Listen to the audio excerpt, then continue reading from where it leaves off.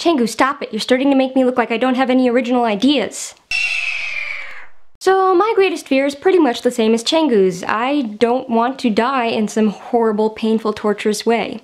And really, I think that people and the type of pain and suffering that they inflict on other people, the type of stuff you see in the local news where people are shot and stabbed and mugged and raped and kidnapped and held in people's basements for 20 years, that's the kind of stuff that scares me more so than, you know, animals or supernatural stuff. So being murdered or something is a really scary idea to me. Death in general, it really doesn't scare me that much, but dying in some horrible way does. Like drowning, for instance. There was one time around 8th or 9th grade when I was at the Six Flags water park with a couple of my friends, and we were in the wave pool, and it was pretty crowded, and for some reason they also let people with inner tubes, giant, you know, black inner tubes into the wave pool.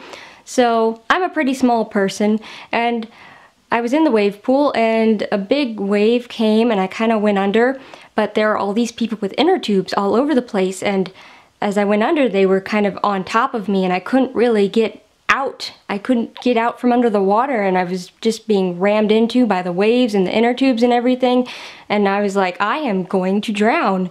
And I finally managed to sort of poke my head out, but the waves kept coming and pushing me under. I couldn't really catch a breath. I finally had to find my friends and like claw my way up on their shoulders, kind of pushing them under the water just so I could get my head out and breathe. And that was a horrible, horrible experience that I never want to go through again. And actually later that same day, Six Flags closed down the wave pool because a grown man almost drowned in that same wave pool. So that is horrifying to me. I also got my watch stolen later that day, so that was just adding insult to injury.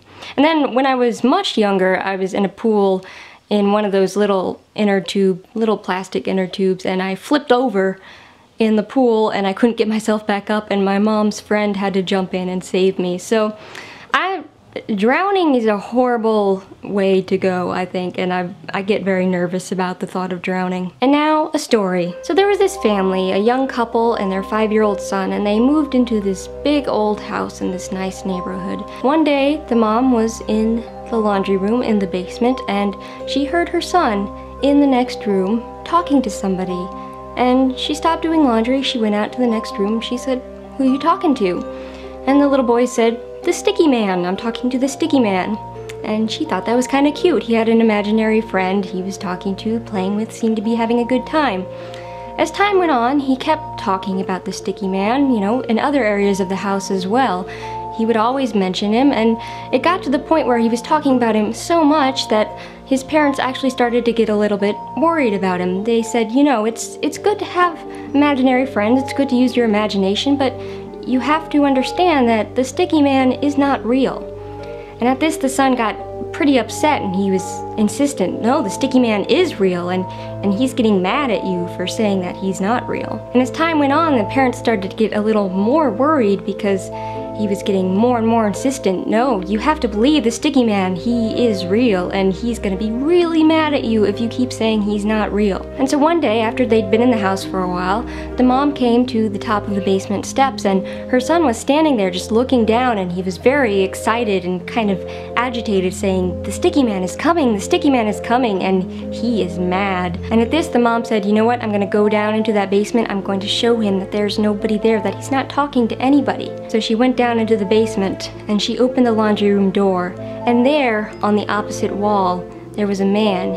He was nearly transparent and his arms and legs were splayed out. He was pressed against the wall like a spider. It was the most bizarre, grotesque thing she had ever seen, and as soon as she opened the door, he started to scuttle up the wall and across the ceiling and down the wall where she was standing. He moved so fast that she almost didn't have time to get away, but she did. She ran back up the stairs of the basement. She slammed the door behind her and she stood there, and all the while her son was just chanting, "The sticky man is coming, the sticky man is coming." And she stood there at the basement door and waited for a second. It was quiet. And she put her ear to the door, and suddenly thump, thump, thump. There was this thumping at the door like something huge and massive was banging on it. So she grabbed her son and ran the hell out of the house. Not long after that, the family moved out of the house because the mom just wouldn't go back in. She didn't know what she had seen, but she knew she couldn't go back in there. So they moved into a nice, pretty new house far across town, and life seemed to return to normal after that. The son stopped talking about the sticky man altogether, and they lived their life. He made some new friends, real friends, and they even had another child. They had a daughter. And then one day when the daughter is about 5, the mom and dad are sitting in the kitchen and they hear their daughter alone in the next room, and she starts talking to somebody. Ooh, so that was my story. It's obviously a lie, unless it's not. But it is, probably. You shouldn't believe everything you hear, especially on this channel. I'm not big on scary stories, really. Did anybody ever get those scary stories books in elementary school? Did you have like the book club thing where you ordered Scholastic books and Scary Stories was a big popular book that everybody liked to get? Anybody know what I'm talking about at all? Okay. Well, I will see Ricky tomorrow, and I hope to hear more of your creepy, fearful stories in the next few days. Bye.